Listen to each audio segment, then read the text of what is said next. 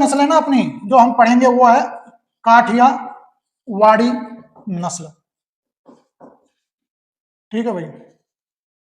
अब देखिए यहां देखते हैं भाई, देखो उत्पत्ति, उत्पत्ति तो भाई जो गुजरात का सौराष्ट्र प्रांत है ना, वहां इसकी उत्पत्ति हुई थी भाई। सौराष्ट्र प्रांत या गुजरात के अंदर भाई काठियावाड़ी नस्ल की उत्पत्ति यहां तो हुई, लेकिन यहां पे भी कहां से हुई? जो आपका यह घोड़ा, यह घोड़ा काठियावाड़ के जंगली घोड़ों से उत्पन्न नस्ल है भाई, उत्पन्न नस्ल। याद रखना काठियावाड़ के जंगलों में पाई जाती थी भाई एक जंगली नस्ल घोड़ियों की या घोड़ों की, उसी घोड़े से इसकी उत्पत्ति हुई है। बाद में क्या हुआ कि भाई किसी के द्वारा उस घोड़े को, एक जंगली घोड़े को पकड़ लिया गया और उसको पालतू बनाया गया, और उसके बाद में उसी नस्ल, उसी घोड़े से आगे की जो नस्ल बढ़ी वो धीरे धीरे पालतू नस्ल बनती गई, और जो आज वर्तमान में काठियावाड़ नस्ल देखने को मिलती है उसकी उत्पत्ति यहीं से मानी जाती है। देखिए भाई वर्तमान नस्ल क्षेत्र, यानी कि वर्तमान में ये कहां कहां पाई जाती है भाई, ये नस्ल कहां कहां पाई जाती है? तो देखिए भाई गुजरात के कुछ डिस्ट्रिक्ट हैं, गुजरात के कुछ जिले हैं, जैसे कि आपका भावनगर, राजकोट, भावनगर, राजकोट, सुरेंद्रनगर, जूनागढ़, अमरेली। यहां पर भाई मुख्य रूप से ये नस्ल देखने को मिलती है इन जिलों में, गुजरात के ये जिले हैं भाई। यहां से एक क्वेश्चन देख लेना, गुजरात से याद आ रहा है तो इस वजह से बता रहा हूं, हिस्ट्री का क्वेश्चन है। जैसे भाई राजस्थान के रियासत काल में, ठीक है, राजस्थान के रियासती काल में जैसे आमेर की रियासत फेमस थी भाई, आमेर की, कछुवाहा राजवंश बोलते हैं ना, ऐसे ही भाई आपका था लोहागढ़, तो लोहागढ़ में सिनसिनवार जाट राजवंश फेमस था भाई, दबदबा था, मतलब मैं कुछ दबदबे वाली बता रहा हूं, ठीक है। ऐसे ही भाई एमपी के अंदर में एक राजवंश था, सिंधिया राजवंश, ठीक है ना, सिंधिया राजवंश, अपने आप में महारतें हासिल थी, पैसे के तौर पे भी और सेनाओं के तौर पे भी दबदबा था। ऐसे ही भाई एक रियासत थी गुजरात के अंदर, सौराष्ट्र के अंदर, ठीक है, गुजरात से याद आ रहा है इस वजह से मैं पूरा थोड़ा डिटेल में बता रहा हूं। सौराष्ट्र में एक गायकवाड़ रियासत थी भाई, कौन सी? गायकवाड़ रियासत। और ये भाई वही रियासत थी गायकवाड़ जिसके राजा थे, जिसके महाराजा थे सियाजी राव गायकवाड़, ठीक है।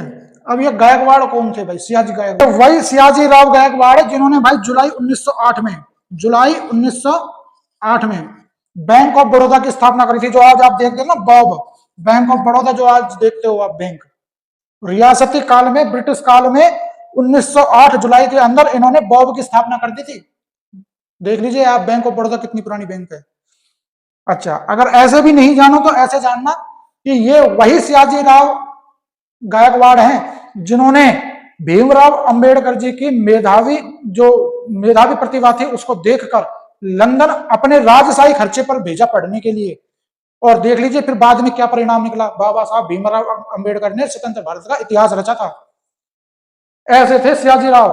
ये वही सियाजी राव है भाई जो 1912 में जब दिल्ली दरबार लगा था ना, और जॉर्ज पंचम दिल्ली दरबार में बैठा था, तो उसके सामने एक शर्त रखी गई थी कि भाई जितनी भी रियासतें, सबके, ये कहानी तो मैं आपको कभी सुना दूंगा लेकिन हल्की सी बता देता हूँ। 19 में जब जॉर्ज पंचम का दिल्ली दरबार लगा था तो जितने भी रियासतों के राजा थे भाई, उन सबको बुलाया गया और उनके सामने शर्त रखी गई कि भाई जैसे आप हमारे इंग्लैंड के राजा के सामने जाओगे तो हर रियासत का राजा जो भी सामने जाएगा वो अपना 3 बार ऐसे ऐसे सिर झुकाएगा और सिर झुकाकर और उल्टे कदम चलेगा, पीठ नहीं दिखाएगा, मतलब कि सीधा कदम दिखाकर वो बाहर निकल जाएगा रूम से मिलने के बाद। तो भाई ये वही सियाजी राव थे। फर्स्ट चला गया, दूसरा चला गया, तीसरे नंबर पे इनका नंबर आया। उस टाइम रियासतों का जो लेवल था ना उसके आधार पर बुलाया जा रहा था अंदर। तो फर्स्ट पे चले गए जो भी जाने थे, दूसरे पे सिंधिया चले गए, तीसरे पे साहब ये गए गायकवाड़ साहब, सियाजी राव गायकवाड़ ये गए। ये साहब इन्होंने उनको नमस्कार करी, हल्का सा झुके बस, पूरी तरीके से एक बार नमस्कार करी और वो भी पूरी तरीके से नहीं करी और ऐसे पीठ दिखा के और चल दिए। इन्होंने कहा ऐसे महाराजा महाराजा जाने कितने डोलते हैं इंग्लैंड के, हमारा कोई महाराजा नहीं है। हम इनको इतना रौब था पैसे का, ये मतलब ये रियासत थी ना पैसे में बहुत धनी रियासत थी भाई, बहुत ज्यादा धनी थी। कहा जाता है कि जिस सियाजी राव जिस हाथी पर चलते थे ना, जिस हाथी पर होकर सवार चलते थे, उस हाथी के गले में 1-1 किलो 3-3 किलो तक की चैनें पड़ी होती थी सोने की, और बेशकीमती उससे पत्थरों से, यानी पत्थरों में नगीने जो होते थे, हीरा नीलम पन्ना मोती, ऐसे बेशकीमती रत्नों से जड़ी होती थी वो चेनें, इतने पैसे वाले थे। और इन्होंने जो ये बॉब की स्थापना करी थी ना भाई, ये कोई ऐसे नहीं करी कि सब पैसा था तो मन में आई के चलो भाई कर दी हमने स्थापना कर दी, नहीं। इसके पीछे एक बात थी कि एक अंग्रेज अफसर आया था भाई वहां इनके राज्य में। तो उस अंग्रेज अफसर ने जब आया था तो उसने कुछ बातों में जब इनसे मुलाकात हुई तो कुछ बोल दिया होगा उल्टा सीधा। तो उन्होंने ये बोला था कि जितना रुपया तुम इंग्लैंड में अपने मतलब अपनी सरकार चलाने के लिए खर्च करते हो ना, इतना तो मैं ऋण दे देता हूं अपनी जनता को। तो उस रुतबे को दिखाने के लिए इन्होंने बॉब की स्थापना करी थी और वो बॉब आज तक सक्सेस है, वो बॉब आज तक सक्सेस है। 2019 में याद रखना, 2019 में देना बैंक और विजया बैंक, ये भी भाई बैंक थी पहले, है ना। जैसे कि एक एसबीबीजे एक बैंक थी, state bank of Bikaner and Jaipur, ठीक है, उसका विलयकरण किसमें हो गया था भाई, एसबीआई में, ठीक है। इसी तरह से देना बैंक और विजया बैंक थी जिनका विलयकरण कर दिया गया बॉब में, दोनों को मिला दिया गया बॉब में। कब है, 2019 में। और याद रखना भाई जो बॉब है ना, इसके पूरे देश में 12 जोनल ब्रांच है। कितनी ब्रांच है, 12 जोनल, और 5000 से ज्यादा इसकी पूरे देश में शाखाएं हैं, याद रखना। तो ये इतनी बड़ी बैंक थी भाई। खैर ये चीज याद आई तो मैंने आपको बता दी। आगे चलते हैं वापस नस्ल पे। उत्पत्ति देख ली, वर्तमान नस्ल क्षेत्र देख लिया, अब उत्पत्ति समय भी देख लेते हैं। उत्पत्ति समय देखिए भाई, जैसे भाई इसके उत्पत्ति के बारे में यह कहा जाता है कि 16वीं सदी में तुर्क व मंगोल आक्रमणकारियों के भारत में आने से पहले, ठीक है भाई, ये जो आपका काठियावाड़ क्षेत्र था, यहां एक जंगली घोड़े की नस्ल उपलब्ध होती थी। कहां, काठियावाड़ में, ठीक है। अब उस नस्ल का भाई पता नहीं किसी को भी कि कौन सी नस्ल होती थी, लेकिन जो नस्ल होती थी ना भाई, उस नस्ल से, यानी कि यहां जो नस्ल होती थी उस नस्ल से अब तुर्की घोड़े डरते थे भाई। तुर्की घोड़े क्या थे भाई, डरते थे। देखिए तुर्क जो आए थे ना भाई, वो तुर्किस्तान या उधर की साइड से आए थे, है ना, तुर्किस्तान साइड से। तो वहां पे भी गर्मी अत्यधिक होती थी, रेगिस्तान वाला क्षेत्र था, पानी की कमी होती थी, चारे की कमी होती थी। तो ये जो तुर्की घोड़े या अरबी घोड़े थे ना, ये भी भाई उसी वातावरण के अनुकूल थे, लेकिन इनसे ज्यादा अनुकूलता वाले घोड़े थे काठियावाड़ नस्ल के, ठीक है। जो काठियावाड़ में एक जंगली घोड़े की नस्ल होती थी ना, वो बहुत ज्यादा इनसे अनुकूल होती थी। तो तुर्की घोड़े क्या थे कि जब इनका हमला हुआ और जब ये यहाँ बस गए, तुर्क आक्रमणकारी या मंगोल आक्रमणकारी, तो भाई जो घोड़े साथ में लाए थे वो भी यही रह गए इनके साथ में, जब भारत में बसने लगे। तो इन्होंने क्या किया कि भाई ये जो तुर्क लोग थे और मंगोल लोग थे, ये इस जंगली घोड़े की जो नस्ल थी अभी तक अज्ञात थी, उस घोड़े की नस्ल का पता नहीं था, बस इतना पता था कि भाई जंगली घोड़े की नस्ल है। तो उस जंगली घोड़े की नस्ल से ये क्या थे, प्रभावित थे बहुत ज्यादा। तो इन्होंने क्या किया कि भाई ये जो जंगली घोड़े की नस्ल गायकवाड़ क्षेत्र में मिलती थी, उसको अपने अस्तबलों में शामिल कर लिया, अस्तबलों में शामिल कर लिया। और शामिल करने के बाद में क्या हुआ कि भाई जो काठियावाड़ी नस्ल के जो जंगली घोड़े थे ना, काठियावाड़ के जंगली घोड़े, अब वो भाई अस्तबलों में किसके साथ रहने लगे, अरबी घोड़ों के साथ, तुर्की घोड़ों के साथ। और उसी तालमेल से काठियावाड़ के जंगली घोड़े और तुर्कों के जो अरबी घोड़े थे या तुर्की घोड़े थे, उनके तालमेल से एक नई नस्ल बन के सामने आई, जिसको आज हम वर्तमान में काठियावाड़ी नस्ल के रूप में जानते हैं। तो ये था भाई काठियावाड़ी जो नस्ल की उत्पत्ति समय था, वो माना जाता है आपका 16वीं सदी। ठीक है, प्रमुखता से इसका समय अज्ञात है। अगर जैसे अज्ञात कैसे है, अज्ञात भी देख लो कि 16वीं सदी में तो इसका वर्णन मिलता है इतिहास में, लेकिन फिक्स नहीं मिलता कि साहब 1617 में थी या 1630 में थी या साहब 1520 में थी, इस तरीके से नहीं मिलता। मोटा मोटा उल्लेख मिलता है कि भाई 16वीं सदी में एक काठियावाड़ के अंदर में जंगली घोड़े की नस्ल थी, जिसको जो तुर्क और मंगोल आक्रमणकारियों के आने से पहले मौजूद थी, लेकिन जो वर्तमान में काठियावाड़ नस्ल है वो तुर्की घोड़े और काठियावाड़ के जंगली घोड़ों के आपस में तालमेल को मिलाकर जो नई सामने नस्ल देखने को मिलती है, वो काठियावाड़ी नस्ल देखने को वर्तमान में मिलती है। आज के काठियावाड़ नस्ल के पूर्वज कौन थे भाई? अरब के घोड़े या तुर्की घोड़े। ठीक है भाई, याद रखना। शुरुआत में इस नस्ल को, काठियावाड़ी नस्ल को लंबी दूरी तय करने, ठीक है भाई, लंबी दूरी तय करने, उबड़ खाबड़ वाले रास्तों में सफर करने, न्यूनतम राशन के उपयोग पर, न्यूनतम राशन उपयोग पर रेगिस्तानी घोड़े के रूप में किया गया।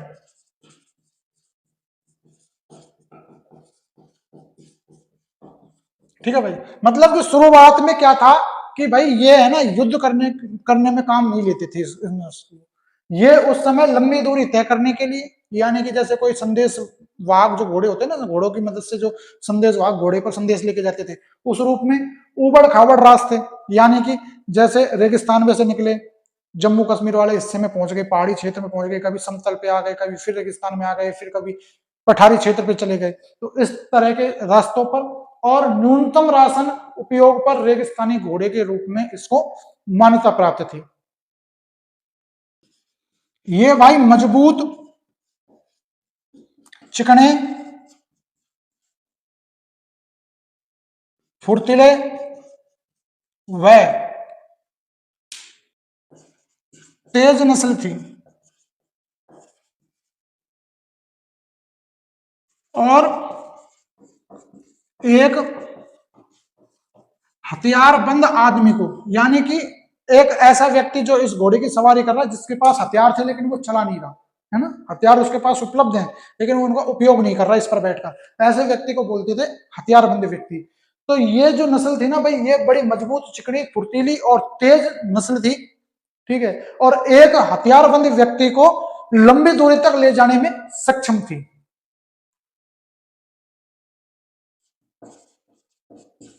इसी खासियत को देखकर बाद में क्या हुआ कि भाई इसको सेना में शामिल कर लिया गया। ठीक है, जब सेना में शामिल किया गया तो इसकी एक और खासियत देखने को मिली कि भाई ये युद्धों में बड़ा योद्धा रूप से, अपने योद्धा जो इसके सवार होते थे ना, योद्धा सवार, उसके साथ में बड़ी बहादुरी से ये युद्धों में भाई अपनी भूमिका निभाता था। ठीक है, और भूमिका भी कैसे निभाता था कि युद्धों में एकदम ईमानदार, वफादार और फुर्तीली स्फूर्ति वाला, यानी कि फुर्तीली गति वाला ये एक असु बन गया। इनकी जो नस्लीय परंपरा थी उसके अनुसार भाई ये युद्धों में बड़े वफादार और बहादुर भूमिका निभाते थे, और जो अपना घायल योद्धा होता था, यानी कि जो इन पर सवार घायल योद्धा होता था, उसको ये किसी भी हालत में सुरक्षित बनाए रखते थे भाई, इसकी सबसे बड़ी विशेषता थी। अभी आगे मैं आपको बताऊंगा कि इसके उदाहरण जब आप सुनोगे ना तो बड़ा मजा आएगा। ये नस्ल भाई भारत में पाई जाने वाली भूटिया, जंस्करी या मणिपुरी नस्ल जो है उनसे बिल्कुल भी मैच नहीं करती। ठीक है, लेकिन जो मारवाड़ी नस्ल, अभी आपको मैंने बताया भी था, पहले मारवाड़ी पढ़ा रहा था, तो ये नस्ल जो है मारवाड़ी नस्ल से 70% तक मैच करती है भाई। कितनी? 70% तक मैच करती है। इस नस्ल की 3 प्रकार की गति देखने को मिलती है वर्तमान में, है ना, मतलब कि ये जो घोड़ा है ना, 3 तरह से चल सकता है। सामान्य गति, तीव्र गति और आपकी पार्श्व गति, ये 3 गतियां इसको देखने को मिलती हैं। और भाई ये रेगिस्तान में कम पानी और कम चारे की उपलब्धता में भी बेहतर कार्य करता है। ठीक है, कम पानी व चारे की उपलब्धता में बेहतर कार्य करता है। जो ठंडी जलवायु के नस्ल के जो घोड़े होते हैं उनके विपरीत ये गर्म जलवायु में अधिक प्रतिरोधी नस्ल का घोड़ा है, याद रखना। शारीरिक बनावट की अगर हम इसकी बात करें ना, शारीरिक बनावट,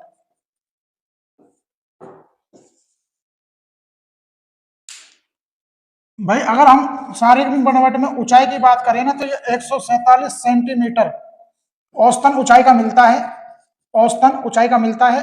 और इसमें नर व मादा दोनों की हाइट लगभग समान ही मिलती है, 145 और 147 के अराउंड में।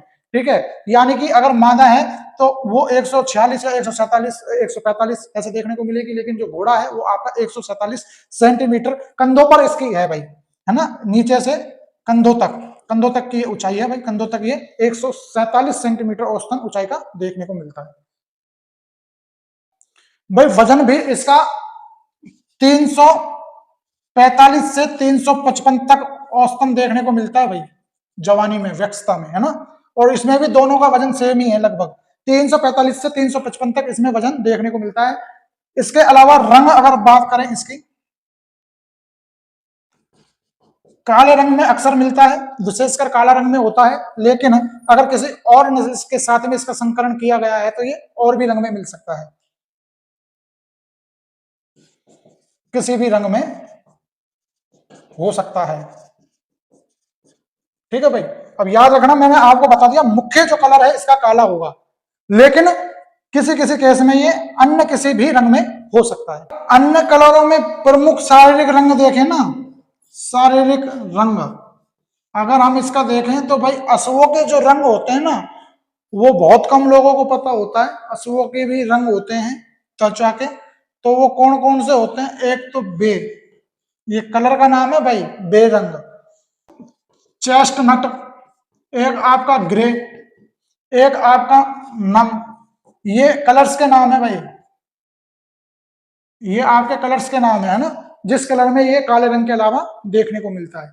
बे, चेस्टनट, ग्रे, नम कलर।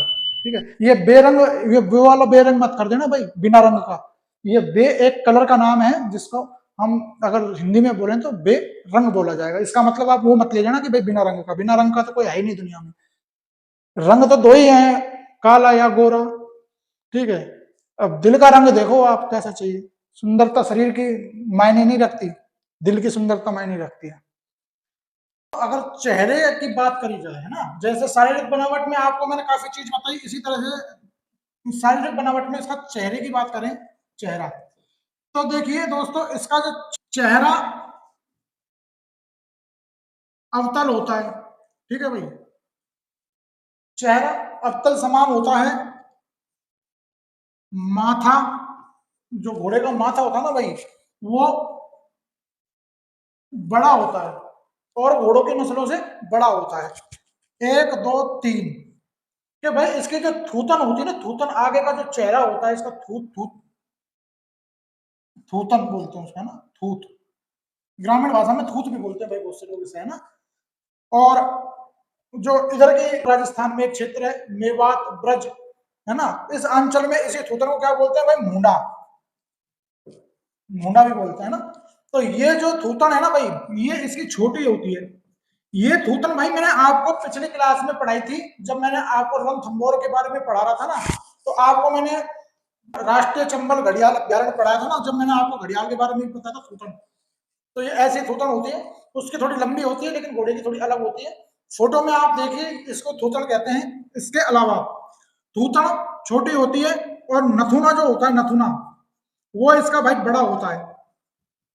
ठीक है, ये इसकी चेहरे की शारीरिक बनावट के अंदर चेहरे की बनावट इस तरह की होती है। आगे देखते हैं, अगर दोस्तों गर्दन की बात करें और शरीर की बात करें तो भाई जो आपकी मारवाड़ी नस्ल होती है ना उसकी अपेक्षाकृत छोटी होती है, ठीक है। मारवाड़ी की अपेक्षा छोटी होती है, शरीर भी इसका जो हाइट, जो शरीर का जो फैलाव है वो भी छोटा होता है मारवाड़ी की अपेक्षा में, और जो इसकी गर्दन होती है वो भी थोड़ी अपेक्षाकृत छोटी होती है मारवाड़ी नस्ल की अपेक्षा में, ठीक है भाई। ये इसके गर्दन की बात हो गई। अगर पूंछ के साथ साथ सिर, हम दोनों की बात करेंगे, सिर और पूंछ ये इसकी भाई ऊंची होती है थोड़ी, है ना, और जो नस्ल की घोड़ियां होती है ना उनसे थोड़ी। तो ये आप याद रखेंगे, जिसमें शारीरिक बनावट है, शारीरिक बनावट, इसमें आपको मैंने रंग भी बता दिया, इसका चेहरे की बनावट बता दी, इसके शरीर की बनावट बता दी, गर्दन की बता दी, पूंछ और सिर की बता दी। बस यहां से आगे कोई क्वेश्चन आपसे पूछेगा ही नहीं। जिस तरह से मैंने लिखा है इसी तरह से आप अपने नोट्स में बढ़िया तरीके से सीक्वेंस से इसे लिख लेना। देखिए दोस्तों, अगर इसके उपयोग के बारे में अगर हम नजर डालें ना, इसके उपयोग के बारे में अगर हम नजर डालें तो देखिए भाई, ये मराठा, ठीक है, मराठों के घुड़सवार या युद्धों में या अस्तबलों में प्रमुख योगदान रखता था भाई। यानी कि जो मराठाओं की सेना थी, मराठा जो काल था, उस काल में इस घोड़े की बहुत बड़ी भूमिका रही है, ठीक है।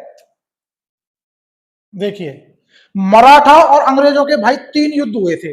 आपको इतिहास थोड़ा मैं बता देता हूं, इतिहास के इसी घोड़े के संदर्भ में, कि भाई जो मराठा और अंग्रेज इनके बीच में भाई कुल 3 युद्ध हुए थे भारत के अंदर, जिसमें से जो पहला युद्ध था ना भाई, वो तो मराठाओं ने जीत लिया था, ठीक है। लेकिन जो बाकी के 2 युद्ध हुए थे वो मराठा हार गए, अंग्रेज जीत गए। ऐसा क्यों हुआ? क्या हुआ था भाई, जिस समय मराठाओं के पास में, जब ये मराठाओं से जब अंग्रेजों का युद्ध हुआ तो पहले युद्ध में सबसे बड़ी शक्ति उभर कर निकली थी उनकी घुड़सवार। ऐसे तो जीतने के कारण और भी कई थे, लेकिन उन जीतने के कारणों का एक जो पक्ष है वो अपना इसी सिलेबस का यही चैप्टर है, अश्व। देखिए, जो मराठों का पहला युद्ध जीता गया था ना भाई, वो उसका जीतने का सबसे बड़ा कारण और कारणों के साथ साथ में ये भी रहा था कि भाई इनका जो अस्तबल था, यानी कि काठियावाड़ी नस्ल की जो घोड़े की जो सेना थी वो भाई बड़ी मजबूती से लड़ी थी। लेकिन जो अंग्रेजों के पास में घोड़े थे वो टाय टाय फिस्ट वाले थे, उनकी मोय मोय बना दी थी भाई। जिन्होंने काठियावाड़ी नस्ल के घोड़ों के जो युद्ध योद्धा थे ना भाई, उन्होंने जब पहला युद्ध ये हारे, और जब इन्होंने हारने के बाद में अपना एनालिसिस किया अंग्रेजों ने कि भाई हम युद्ध में किन कारणों से हारे या हम इसको जीत सकते थे, क्योंकि जो पहला युद्ध था ना भाई, ये करीबन 4 से 5 साल के अंतराल तक चला था, रुक रुक कर। इसी युद्ध में फिर लास्ट में जाके एक संधि हुई थी, सालबाई की संधि, और इसी संधि से भाई ये युद्ध समाप्त हुआ था। 4 से 5 साल यानी कि 75 से और 82 तक, है ना, लगभग 6 वर्ष बोल रहे हो आप सीधा सीधा कि भाई लगभग 6 वर्ष तक ये युद्ध चला था, रुक रुक कर, और इसमें हमेशा यही जीतते थे।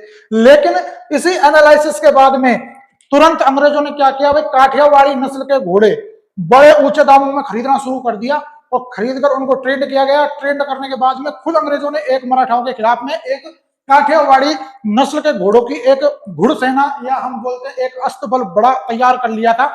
जहां तक मुझे जानकारी है और मैंने पढ़ा है ना भाई, वहां मैंने एक इतिहासकार है उनका एक लेख पढ़ा था, उसमें बताते थे कि भाई जो अंग्रेज थे प्रथम आंग्ल और मराठा युद्ध के हारने के बाद में 700 काठियावाड़ अश्वों का एक युद्ध दल बना लिया था भाई, यानी कि एक अस्तबल 700 घोड़ों का तैयार कर लिया था।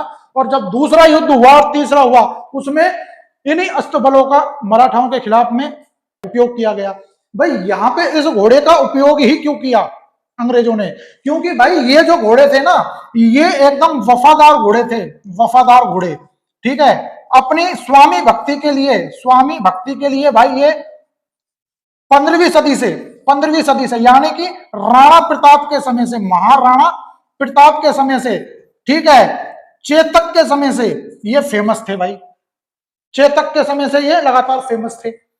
तो इस वजह से अंग्रेजों ने तुरंत इनको अपने अस्तबल में शामिल किया, और उसके बाद में जब 2 युद्ध हुए तो परिणाम निकला मराठा इसमें हार गए, और उसी के 2 युद्धों के बाद में जो मराठा साम्राज्य था अस्त व्यस्त होने लग गया, और अस्त व्यस्त होने के कारण धीरे धीरे उसका पतन भी शुरू हो गया था।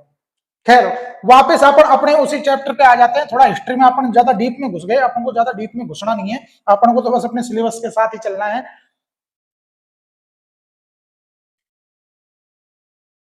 देखिए, ये पूरी कहानी आपको समझ आई।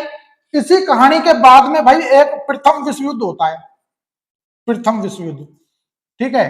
और प्रथम विश्व युद्ध में भी भाई अंग्रेजों ने जो सबसे ज्यादा घोड़े का उपयोग किया था लड़ाई में, वो इसी नस्ल का किया था, काठियावाड़ी। अंग्रेजों के द्वारा, अंग्रेजों के द्वारा इसी नस्ल का उपयोग किया गया। इसके बाद में सेकंड वर्ल्ड वॉर हुआ, यानी कि द्वितीय विश्व युद्ध हुआ, उसमें भी भाई अंग्रेजों के द्वारा इसी घोड़े का उपयोग किया गया। ये तो था इसका ऐतिहासिक।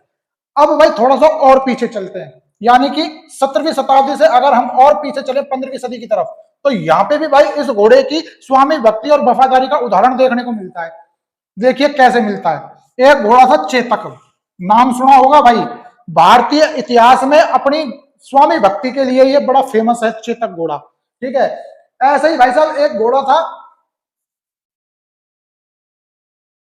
नर्तरंभा, ऐसा कुछ नाम था भाई, देख लेना अगर कोई ऊपर नीचे हो, वैसे मोटा मोटा मुझे याद है कि नर्तरंभा था। ये भी भाई पृथ्वीराज चौहान का घोड़ा था। किसका था? पृथ्वीराज चौहान का। भाई ये भी बड़ा स्वामी भक्त घोड़ा था। कहते हैं कि जब पृथ्वीराज चौहान जब शिकार करते थे ना इस घोड़े पे बैठकर, तो नकेल पकड़ने की जरूरत नहीं होती थी घोड़े की, दोनों हाथों से शब्द भेदी बाण चलाते थे। यह तो आपको पता ही होगा कि शब्द भेदी जो बाण था उसको चलाने में माहिर थे, और इसी वजह से शब्द भेदी बाणों की जो ताकत थी, उसी वजह से उन्होंने मोहम्मद गोरी को मार दिया था, घनी दूर बैठे हुए, काफी दूरी पर बैठे हुए मोहम्मद गोरी को मार। तो देखिए चेतक, चेतक एक घोड़ा था भाई महाराणा प्रताप का, और ये जो महाराणा प्रताप से युद्ध हुआ था 1576 में भाई, हल्दी घाटी का युद्ध। कौन सा? हल्दी घाटी का युद्ध। अब भाई ये हल्दी घाटी का युद्ध हुआ किस किस के बीच में था? तो ये अकबर और महाराणा प्रताप के मध्य हुआ, यानी हम कह सकते हैं दिल्ली सल्तनत, दिल्ली सल्तनत, मेवाड़ राज्य बोलेंगे, मेवाड़ राज्य और दिल्ली सल्तनत, इनके बीच में युद्ध हुआ। क्योंकि सल्तनत का मतलब भी राज्य होता है, लेकिन ये एक तुर्की शब्द है, फारसी शब्द है, ठीक है भाई। तो इनके बीच में युद्ध हुआ। तो इस युद्ध में चेतक क्या हो गया भाई? शहीद हो गया था, ठीक है। देखिए भाई जो महाराणा प्रताप थे ना, इनके पास में चेतक के अलावा 2 घोड़े और थे भाई। एक का नाम था त्रेटक और एक का नाम था अटक। ये जो तीनों घोड़े थे ना भाई, ये काठियावाड़ के कुछ व्यापारी थे भाई, व्यापारी, ठीक है। वो मेवाड़ में जब व्यापार करने के लिए आए, तो महाराणा प्रताप को तोहफे के रूप में, बछड़े के रूप में इनको देके गए। यानी कि जब चेतक, त्रेटक और अतक जब मेवाड़ महाराणा प्रताप को दिए गए, तो उस समय ये थे बछेड़े। क्या थे भाई? बछेड़े। याद रखना, बछेड़े बोल रहा हूं भाई, बछड़े नहीं बोल रहा, बछड़े। बछड़ा होता है गाय का शावक, और बछेड़ा होता है घोड़े का शावक, याद रखना, ठीक है। और इस एग्जाम के लिए तो इंपॉर्टेंट रखना भाई, राजस्थान पशु परिचर भर्ती के लिए स्पेशल इनको याद रखना। गाय का शावक बछड़ा बोला जाएगा, और घोड़ी या घोड़े का शावक जो होगा वो बछेड़ा बोला जाएगा। तो ये बछेड़े के रूप में इनको दिए गए थे, यानी कि 4 साल से कम उम्र थी इनकी जब ये महाराणा प्रताप को दिए गए थे। और ये दिए कितने थे कि भाई गुजरात काठियावाड़ के कुछ चारण व्यापारी थे, ठीक है, चारण व्यापारी, उनके द्वारा ये दिए गए थे। और इन्होंने फिर इनको पाला पोसा बड़ा किया। और जो चेतक था ना भाई, इससे इनको बहुत ज्यादा प्रेम था। बाकी अटक था, वो एक युद्ध जो कुछ छोटा मोटा चुटपुट युद्ध हुआ होगा उसमें शहीद हो गया था। लेकिन जो त्रेटक था, वो महाराणा प्रताप ने अपने छोटे भाई थे शक्ति सिंह, शक्ति सिंह, उनको भाई दे दिया था कि भाई शक्ति सिंह, मैं तो 2-2 3-3 घोड़ों का क्या करूंगा, तो एक घोड़ा तू रख ले चेतक, और चेतक मैं रख लेता हूं। चेतक था ना भाई, ये सफेद रंग का था, याद रखना। किस रंग का था? सफेद रंग का। और ये भाई बड़ा प्यारा घोड़ा था, और ये अपनी वफादारी के लिए भारतीय इतिहास में या राजस्थान के इतिहास में अपनी वफादारी और स्वामी भक्ति उसके लिए फेमस है भाई। चेतक के बारे में ऐसा कहा जाता है, जब 1576 में हल्दी घाटी का युद्ध हुआ था, तो हल्दी घाटी के युद्ध में अकबर का प्रतिनिधि कौन था भाई? आमेर शासक राजा मानसिंह। ये सेनापति के रूप में किसका सेनापति? मुगलों का या अकबर का?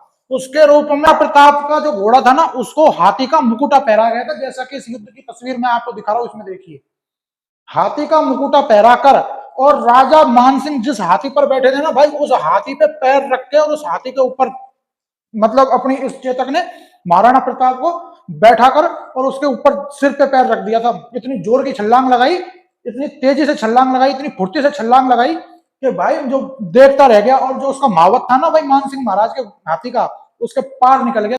जो भाला था महाराणा प्रताप का, त्रिशूल नहीं भाला पार निकल गया। तो उसके बाद में क्या हुआ था कि भाई जो मानसिंह के जो हाथी थे, उनके हाथी की सूंड में तलवार बंधी हुई थी। जब वो घोड़ा वापस नीचे धरती पर उतरा, हाथी के ऊपर से जब वो वापस नीचे अपनी स्थिति लेने लगा, तो उस टाइम उस हाथी ने क्या किया, उसका चेतक का एक पैर काट दिया था।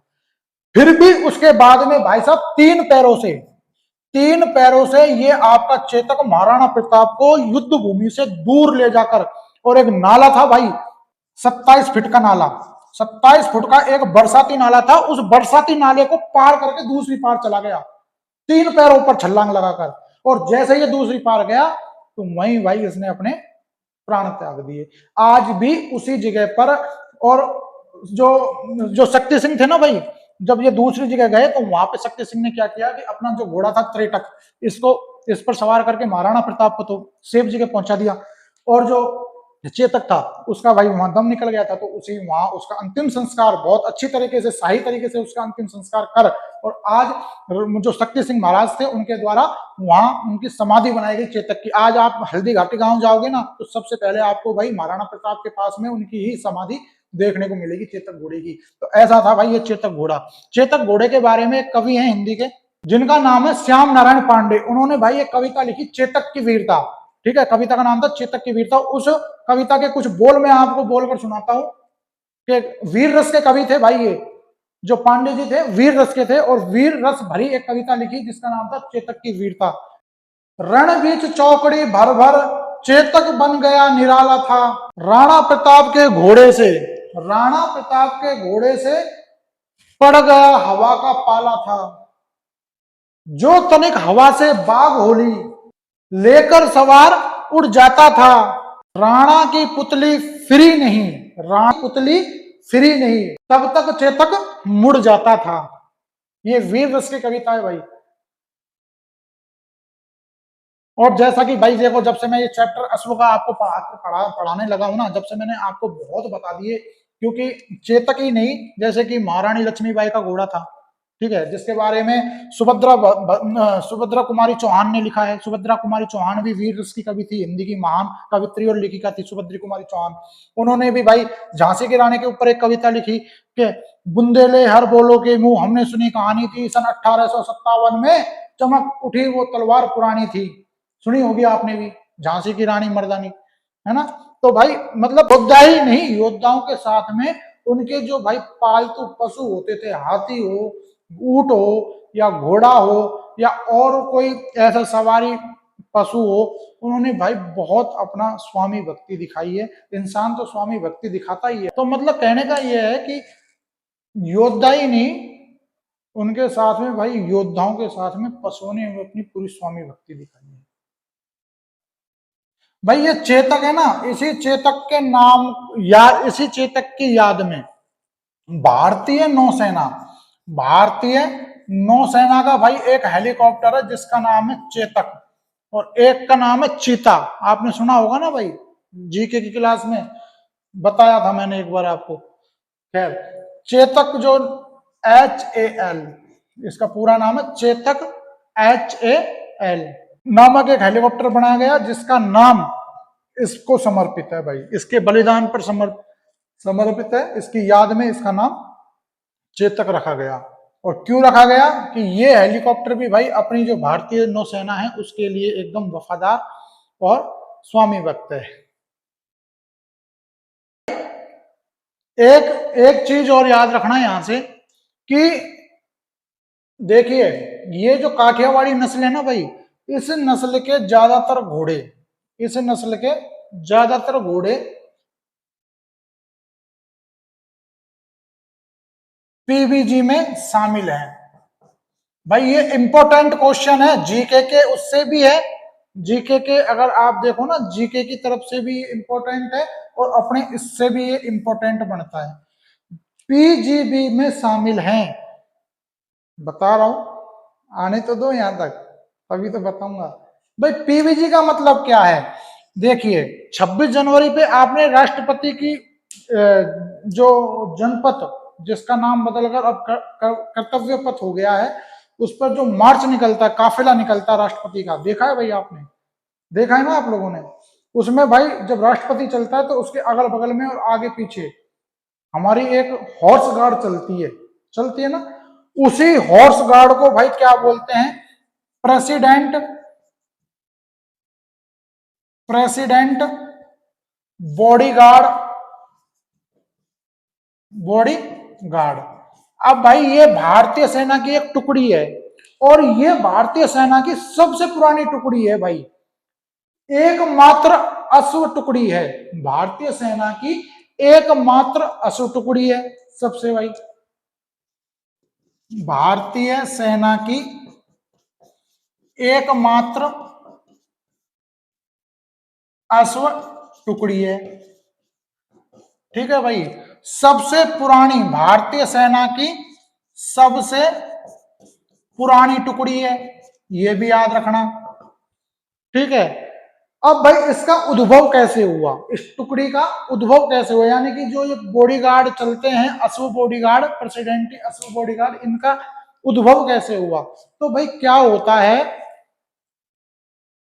भाई, 1773 में भारत के गवर्नर जनरल थे कौन, वॉरेन वॉरेन हेस्टिंग्स, और इन्हीं वॉरेन हेस्टिंग्स को भाई 1773 में 50 घोड़े उपहार के तौर पे जो दिए गए थे, है ना, 50 घोड़े क्या दिए गए थे, तोहफे के रूप में दिए गए थे। इन वॉरेन हेस्टिंग्स ने क्या किया कि भाई उन 50 घोड़ों को तोहफे के रूप में स्वीकार किया और एक उन्होंने मतलब सोचा कि भाई एक मेरी अंगरक्षक घोड़े की एक सेना बनाऊं, तो उन्होंने क्या किया 1773 में ही एक अपनी निजी अंगरक्षक घोड़े की एक टुकड़ी तैयार कर ली और धीरे धीरे ये टुकड़ी भाई समय के साथ साथ परिवर्तन होता गया, इसमें परिवर्तनशील होती गई, इसकी जो मान्यताएं थी यानी कि इसका जो कद था वो धीरे धीरे विस्तृत होता गया। तो दोस्तों वहीं से यानी कि 1773 से ये आपकी टुकड़ी का जन्म होता है। इसको हम भारत के राष्ट्रपति के मतलब जो ये है ना पीवीजी, इसको अगर हम अच्छी तरीके से अगर बोल सकें तो इसका मतलब होगा भारत के राष्ट्रपति की अंगरक्षक अश्व की सुरक्षा गार्ड। ये जो है ना शब्द पीबीजी, इससे मिलते जुलते मुझे कुछ शब्द याद आ रहे हैं, देखिए आप यहां देख लीजिए, इसी के नीचे मैं आपको बता देता हूं जिससे आप ज्यादा कंफ्यूज ना होंगे। पीबीजी के बारे में तो आप समझ गए ना, ऐसे ही भाई आपकी एसपीजी होती है, एसपीजी इसका मतलब होता है स्पेशल प्रोटेक्शन गार्ड, अच्छा वो होती है भाई स्पेशल पीएम के लिए। ठीक है, और पीएम के अलावा जो जिस पीएम की सेवा में ये लगी हुई है उस पीएम की फैमिली के लिए भी इसका उपयोग किया जाता है, फैमिली के लिए। ठीक है भाई, ऐसा होता था 2017-18 तक एसपीजी की सुरक्षा पूर्वभूत प्रधानमंत्रियों को भी दी जाती थी, लेकिन अब क्या किया कि इसकी Z+ सिक्योरिटी दी जाती है भाई, कौन सी, जेड प्लस सिक्योरिटी दी जाती है और एसपीजी खत्म कर दी गई है। एसपीजी केवल वर्तमान प्रधानमंत्री के लिए, चाहे वो मोदी जी हो और मोदी जी के बाद में और कोई हो, तो जो वर्तमान में रहेगा उसके लिए केवल एसपीजी की सुरक्षा दी जाती है। एक होता है भाई आपका NSG, NSG national security guard. ये भाई ये कौन से गार्ड होते हैं, तो भाई ये होते हैं जो आपदा आती है ना एकदम से, यानी कि अचानक से जो आपदा आपकी आ पड़ती है, जैसे कि मुंबई का ताज हमला हुआ था भाई, तो वो एक आतंकवादी हमला था, है ना, अचानक हुआ था। तो उस आपदा में, यानी कि अचानक आने वाली आपदा या आतंकवादी हमलों में ये अपना काम करती है। तो ये भारत की 3 प्रमुख जो हाई टॉप लेवल की सुरक्षा गार्ड होती है। सबसे पहले होती है पीबीजी, याद रखना, president bodyguard, SPG special protection guard, और ये होते हैं एनएसजी यानी कि नेशनल सिक्योरिटी गार्ड। इसी नस्ल के साथ आज की हमारी ये क्लास होती है यहीं पर समाप्त। अगली नस्ल के बारे में हम कल अगली क्लास में चर्चा करेंगे। तो दोस्तों, अगर क्लास आपको अच्छी लगी हो, आपकी तैयारी में और अच्छी एक गति प्रदान करती हो, तो भाई जरूर इसे शेयर करें अपने उन सभी दोस्तों में जो आपके साथ साथ राजस्थान पशु परिचर भर्ती 2023-24 की तैयारी कर रहे हैं। और साथ में इस चैनल को लाइक कीजिए, और अगर आप बिना सब्सक्राइब किए हुए इस चैनल पर आते हैं तो भाई ऐसा तो बिल्कुल मत कीजिए। सबसे पहले सब्सक्राइब कीजिए, फिर चैनल पर क्लासेज का लुत्फ उठाइए। कमेंट तो आपके कहने की जरूरत ही नहीं है भाई, कमेंट तो बिल्कुल किया